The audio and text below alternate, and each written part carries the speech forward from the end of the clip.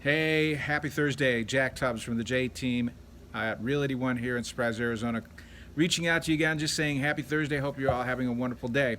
Hey, we've been talking about different probate matters, and I'm going to continue on, and hopefully we can finish up tomorrow about all the different things we've been going out about what it takes to probate an estate through the Superior Court of Arizona, the probate division.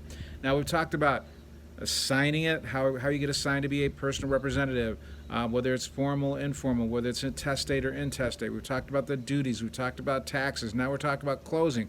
We talked all last week about closing an informal assignment as a personal representative to an estate. And this week we've been talking about a formal.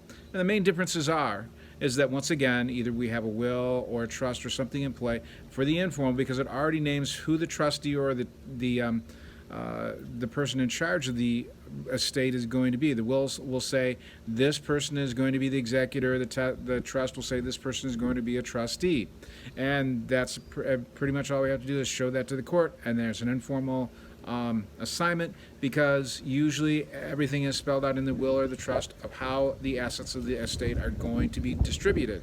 Now, when we have an informal, it means we may have not a will or a trust in play, or we might have somebody who objects to what is written in the will or in the trust and how things are supposed to be distributed. So we have to have an informal appointment, and a judge has to help, or an officer of the court has to help make sure that things are taken care of according to the decedent's wishes or as to how the judge or the person in charge sees fit. Now, we talked about all the things that are pretty much the same between the informal and informal. Now we talked about some of the things that are about the formal that are different from the informal. And that is that we had a lot more hoops to jump through. We have a lot more paperwork to have an attorney file, or if you want to try and file yourself, you can. But I would strongly suggest that you get a probate attorney to help you. And we've gotten all the way down to where the decision is going to be made as how the assets of the estate are going to be distributed amongst the heirs and the distributees.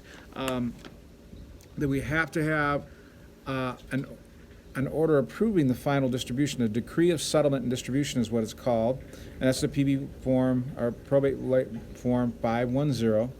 And also, then we file an order releasing the personal representative. Now, if you're a personal representative and you're facing a formal, and you have either an heir or a distributee that does not agree with the way things are to be distributed, then you also want to be released from personal liability so that they can't come after you once the judge says, boom, this is done. Once the probate court says, this is over with, you don't want them to come back after you, okay? Now, after we've done that, and we've gotten the petition filed, we've attained a hearing date, and we also have mailed a notice to everybody concerned who is involved with the distribution of the estate. Then we have to show proof, and that's usually like we do registered mail, or we have some sort of acknowledgement via email or whatever else the court will approve as being proof that you sent out this letter and that the person has received it. Now, once you've done that, then at least 5 days prior to the hearing, we have to submit 2 original copies of the proposed orders of the proposed distribution. Now, the lawyers and the judges will use this official term called lodge, same as submit, but it has to be done 5 days prior to the hearing that we've got to have these things into the court.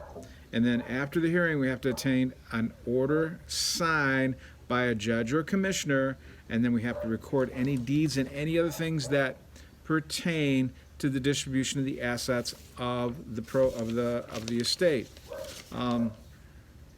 Once that's done, then we do things like pay final administration expenses, taxes, make sure that all the assets are distributed, and obtain receipts from everybody stating that they've received everything that they were promised or the judge or the commissioner decided belonged to them out of the estate, so that we can file that later. Now, there's a couple other things we need to do. We'll finish that up tomorrow, but that's where I'm going to stop today. But just realize that the differences here and the extra steps that have to be taken to make sure this is all done legally and that everything's taken care of so that nobody can come back to you as a personal representative, and also the court or the state can't find any fault with the way that the estate was distributed. Now, as I remind everybody, we do specialize in probate real estate and helping people with their, probating the estates of a loved one. But we also take care of all real estate needs. With buying, selling, commercial, personal, whatever it is, we can help you, whatever your need is. So, if you have any questions about probate, or if you have any questions about any other sort of real estate, please don't hesitate to reach out to me. You can get a hold of me at my cell phone. My direct dial is 248 330 7972. That's 248 330 7972. Or you can email me, jack@thejteam.house.